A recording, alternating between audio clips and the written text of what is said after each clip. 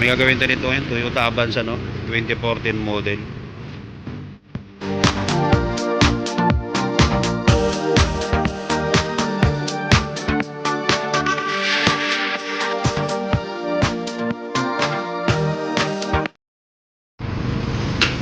Yun, ano, walang kuryente sa ignition coil 1, ano? Nagpalit na ng ignition coil at spark plug.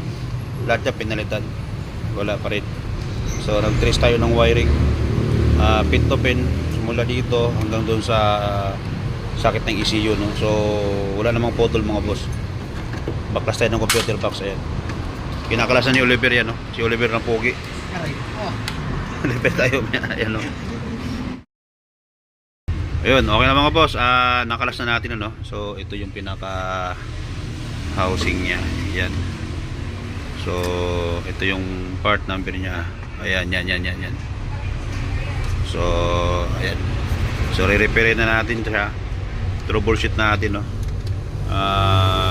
Para makita natin kung nasaan ang problema dito. Okay, yan yung likod niya.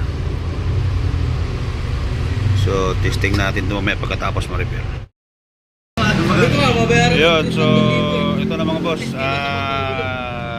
testing na natin, tapos na natin na-repair. So ayan siya. So bubuuin na lang muna namin para ma-testing natin kung umubra ba yung gawa natin.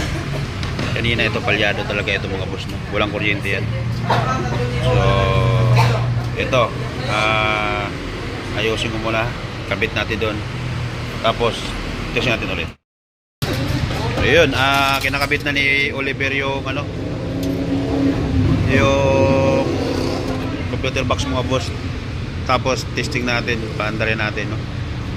Para ma-deliver natin to. Kasi sabi ko sa may-ari, i-deliver natin to ngayon kasi wala tayong parkingan dahil yan Toyota Rush. Tapos ito, may pyesa na to. Ayun, may pyesa na rin yan. Ayan, may bagong hinatak sila, oh. Wiring na sunog yung ano, ayaw mandar. Tapos mayroon pa yun, yung dalawa na yun.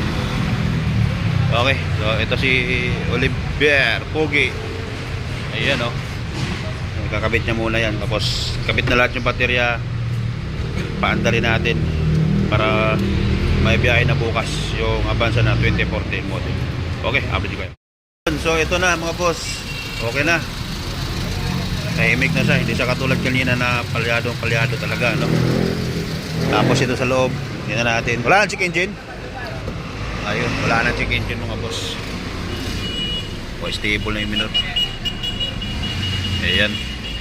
So hatid natin to ngayon kasi sinabihan ko yung may-ari, no?